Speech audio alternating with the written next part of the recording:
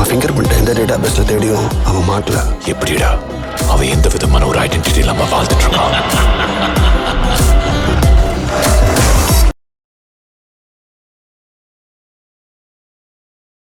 Movie நேர்கள் அனைவருக்கும் இனிய வணக்கம். நான் உங்க தீபா பாஸ்கர். ஓகே, இன்னைக்கு எந்த படத்தை பத்தி அப்படியே டீட்டெயிலா அலசி ஆராய்ச்சி பிரிச்சு மேய போறேன்னு பாத்தீங்கன்னா இந்திரா. எஸ், எனக்கு இந்த படத்தை பார்த்தவொன்னே எப்படி சொல்றது, ஒரு ராட்சசன், அப்புறம் போர் தொழில், இந்த மாதிரி பல படங்கள் வந்து அப்படியே மைண்ட்ல எல்லாம் ஓடிட்டு இருந்தது. பட் படம் வந்து செம சூப்பரா இருக்கு. இந்த படத்தோட டைரக்டர் யாருன்னு பாத்தீங்கன்னா சபரிக்கு வந்து இந்த படம் வந்து ஃபர்ஸ்ட் மூவி. பட் சூப்பரா பண்ணியிருக்காங்க. எக்ஸ்பீரியன்ஸா பண்ண மாதிரியே தோணுச்சு, நிறைய படங்கள் பண்ண மாதிரி. பட் செம சூப்பரா பண்ணியிருக்காங்க. இந்த படத்தோட லீட், அதாவது நம்ம கதாநாயகன் யாருன்னு பாத்தீங்கன்னா வசந்த் ரவி. சமீப காலமா இவர் தேர்ந்தெடுக்கிற படங்கள் எல்லாமே வந்து ஒரு வித்தியாசமான கான்செப்டா இருக்கும், ரிப்பீட்டேஷன்லாம் இருக்காது. ஒவ்வொரு படங்கள்லயும் ஒவ்வொரு விதமா வந்து அவரோட எக்ஸ்பிரஷன்ஸ், அவரோட ஆக்டிங் ஸ்கில் எல்லாம் வந்து சூப்பரா எக்ஸ்பிரஸ் பண்ணியிருப்பாரு. அதே சமயத்துல இந்த படத்துல ஹீரோயின் யாருன்னு பாத்தீங்கன்னா சாமிங்கா, ஸ்மார்ட்டா, ரொம்ப அழகா இருக்கிற நம்ம பிசாடா. இவங்க தான் மெஹரின் பிசாடா. இவங்க வந்து பல லாங்குவேஜ்ல நிறைய படம் எல்லாம் பண்ணியிருக்காங்க. ஆனா அதுல எல்லாமே வந்து நல்ல கிளாமரா அந்த மாதிரி இருப்பாங்க. இதுல வந்து கொஞ்சம் ஹோம்லியா அழகா நீட்டா இருக்காங்க. சாரில எல்லாம் வராங்கப்பா, அதான் எனக்கு பெரிய ஷாக்கே. பட் சூப்பரா இருக்கு இவங்க ரெண்டு பேர் காம்பினேஷன். ஓகே, இப்ப வந்து நம்ம கதைக்குள்ள போயிடலாம். ஓப்பனிங்லேயே பார்த்தீங்கன்னா நம்ம தலைவர் வந்து ஒரு அப்செட்டாக இருக்கிறாரு. எழுந்திரிக்கும் போதே சரக்கோட தான் எடுக்கிறாரு. சரக்கில் ஸ்டார்ட் பண்ணுறாரு. ஹஸ்பண்ட் ஒய்ஃப் ஆல்ரெடி இவங்க மேரேஜ் ஆன மாதிரி தான் காட்டுறாங்க, ஹஸ்பண்ட் ஒய்ஃபு. ஆனால் ரெண்டு பேருமே பேசிக்கிறது இல்லை. ஏதோ பேசுறதுக்கு வராங்க, பட் அவங்க ஸ்கிப் பண்ணிட்டு போயிடுறாங்க. தென் அதுக்கப்புறம் தலைவர் வந்து போலீஸ் ஸ்டேஷன் போகிறாரு. நான் கூட ஷாக்கிட்டேன், என்னடா எடுத்த உடனே போலீஸ் ஸ்டேஷன் போகிறாருன்னா, இவர் ஆல்ரெடி இன்ஸ்பெக்டர் இருந்தாரு. அவர் வந்து குடிச்சிட்டு ஆக்சிடென்ட் பண்ணியிருந்தாரு. அதனால அவரை வந்து சஸ்பெண்ட் பண்ணியிருந்தாங்க. ஸோ சஸ்பெண்ட் முடிஞ்சு இன்னும் எனக்கு இன்னும் கால் வரல அப்படின்னு கேட்க போறாங்க. அந்த இடத்துல அவாய்ட் பண்றாங்க. மறுபடியும் தலைவர் பாருக்கு போறாரு.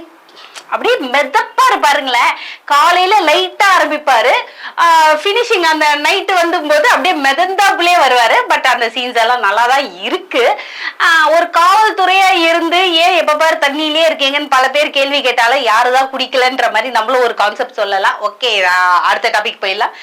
ஹீரோயின் பாத்தீங்கன்னா அவங்களும் ஒரு சைலண்டா அந்த மாதிரி இருக்காங்க. சப்போர்ட் பண்ற மாதிரியும் இருக்கும், சப்போர்ட் பண்ணாத மாதிரியும் இருக்கும். ஸோ இந்த ஸ்டேஜ்ல ஒரு பக்கம் போயிட்டு இருக்க, லவ் பண்ணாங்க. என்ன ஆகுதுன்னு பாத்தீங்கன்னா, இவர் வந்து குடிச்சுக்கிட்டே இருக்கிறதுனால இவருக்கு ஒரு சுச்சுவேஷன்ல கண் பார்வை போயிடும். கண் பார்வை போனவொடனே ஹீரோயினுக்கு வந்து ஐயோ, நம்ம ஹஸ்பண்டுக்கு ஏற்கனவே வேலை வேற இல்லை, இப்ப குடிச்சிட்டு வேற இருக்காரு, கண்ணு வேற போயிடுச்சு, நம்ம தான் இனிமே வந்து குழந்தை மாதிரி பாத்துக்கணும்னு ரெண்டு பேருக்குள்ள ஒரு லவாலஜி மறுபடியும் ஸ்டார்ட் ஆகுது. ரெண்டு பேரும் பேசிட்டு இருக்காங்க. இந்த கேப் இப்படி இருக்கும் போது இவரை சஸ்பெண்ட் பண்ணாங்க பாரு. அந்த ஸ்டேஷனுக்கு வந்து நம்ம கல்யாண் மாஸ்டர் இன்ஸ்பெக்டரா வராரு. அதாவது நம்ம டான்ஸ் மாஸ்டர் தக்கத்திதான் அந்த கல்யாண் மாஸ்டர் வந்து இன்ஸ்பெக்டரா வராரு. ஆக்சுவலா எனக்கு அவரோட ஆக்டிங் இந்த படத்துல ரொம்ப பிடிச்சிருந்தது. ரொம்ப சூப்பரா யூனிக்கா பண்ணியிருந்தாரு. So welcome sir. அதே சமயத்துல வந்து இப்ப என்னன்னா, அவங்களுக்கு ஒரு பயங்கரமான தலைவலியான கேஸ் வருது. அது என்னன்னா, பப்ளிக் பிளேஸ்ல அங்கங்கன்னு பாத்தீங்கன்னா தியேட்டரு, அப்புறம் ரயில்வே ஸ்டேஷன், அந்த அண்டர் கிரவுண்ட் பிரிட்ஜ், இங்க எல்லாமே வந்து டெட் பாடி கொலை பண்ணிட்டு அவங்களோட கையை வெட்டி பப்ளிக்கா வந்து போஸ்ட் பண்றாங்க. இது வந்து என்ன சீரியல் கில்லரா இருக்குமோ அப்படியே ஜட்ஜ் பண்ணிக்கிட்டே வரும்போது ஹீரோயினையும் போட்டு தள்ளிட்டாங்க. அது ஹீரோயின் போட்டு தள்ளுறதுலாம் இன்டர்வலுக்கு முன்னாடியே வந்துருது. அதுக்கப்புறம் நம்ம ஹீரோ வந்து அப்படியே வீராப்பா கிளம்புறாரு.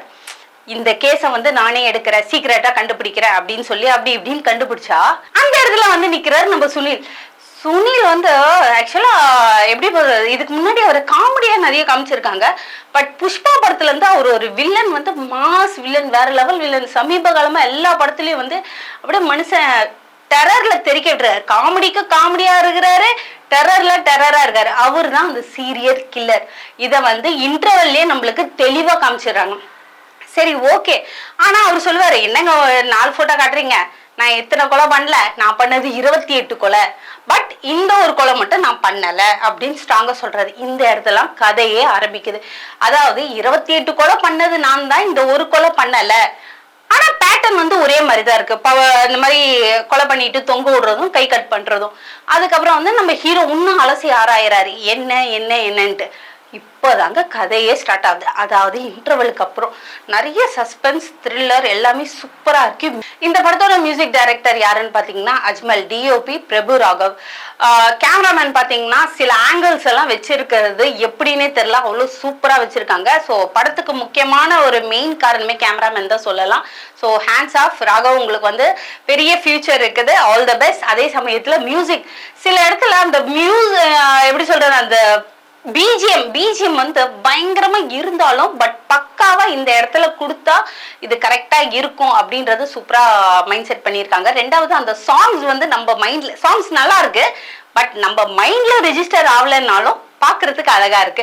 ஓகே, இதுக்கப்புறம் இன்டர்வல்ல என்னன்னு பாத்தீங்கன்னா, இன்டர்வலுக்கு அப்புறம் பார்த்தா அங்கிதா, உங்களுக்கு எல்லாம் தெரிஞ்சிருக்கும், நம்ம தலை சார் கூட வந்து அவருக்கு பொண்ணா நிறைய படத்துல நடிச்சிருக்காங்க. நிறைய படம் இல்ல, ஒரு படம் தான். அந்த விஸ்வாசம் படத்துல ரொம்ப கியூட்டா அழகா இருந்த பொண்ணு. ஆனா இந்த படத்துல வந்து அவ செத்துருவா.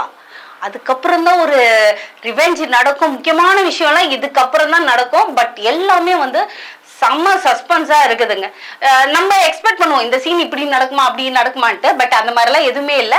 சுனிலும் நம்ம வசந்த் ரவியும் ஒரு ஃபைட் பண்ணுவாங்க. அந்த ஃபைட் வந்து சூப்பரா இருக்கு. முக்கியமா வந்து ஸ்டண்ட்டுக்கு வந்து தேங்க்யூ சொல்லி ஆகணும். ஸ்டண்ட் வந்து செம சூப்பரா பண்ண, அந்த சஸ்பென்ஸ் கொண்டு வர்றது, அந்த அடிக்கிறது எல்லாமே செம்மையா பண்ணியிருக்காரு. ஆக்சுவலா இந்த படத்துல இருந்து நான் பார்க்கும்போதே வந்து வசந்த் ரவி சார் கிட்ட சொன்னா கண்டிப்பா நம்ம சக்சஸ் மீட்ல மீட் பண்ணுவோம்னே சொல்லியிருக்கேன். ஏன்னா அந்த அளவுக்கு அமேசிங்கா இருக்குது. இதுல வந்து எனக்கு முக்கியமா ஒரு நெருடல் இருக்கிற ஒரு சீன்னா, அவ்வளோ பெரிய அபார்ட்மெண்ட், இப்பெல்லாம் சின்ன அபார்ட்மெண்ட்லயே சிசிடிவி கேமரா வைக்கிறாங்க. அவ்வளோ பெரிய அபார்ட்மெண்ட், அவ்வளோ ஃபேமிலிஸ் இருக்கு, சிசிடிவி கேமராவும் இருக்கு. ஆனா ஒரு ஆள் வரான், டெய்லி வந்துட்டு போறான்றது யாருமே நோட்டீஸ் பண்ணலன்னு சொல்றாங்க. ரெண்டாவது அவன் வந்துட்டு போறவே என்னன்னா பைப் வழியா தான் வரான் போறான், பட் யாருமே நோட்டீஸ் பண்ணல, அவனை கண்டே பிடிக்க முடியல. அதுவும் இல்லாம அந்த வீட்டுல அவன் 3 மாசமா தங்கிதான் இருக்கிறான் அப்படின்னு சொல்றது கண்ணு தெரியல, ஓகே, பட் அவங்களுக்கு கூட அந்த ஒரு ஃபீல் இல்லாம இருக்கும், அந்த ஒரு விஷயம் இருக்கு. பட் எனிவே படம் வந்து ஓவராலா பாத்தீங்கன்னா உங்களுக்கு நல்ல ஒரு இன்ட்ரெஸ்டிங்கான சஸ்பென்ஸான த்ரில்லர் மூவி. கண்டிப்பா இந்த படத்தை தியேட்டர்ல பார்த்து என்ஜாய் பண்ணுங்க. மறக்காம லைக் பண்ணுங்க, கமெண்ட் பண்ணுங்க.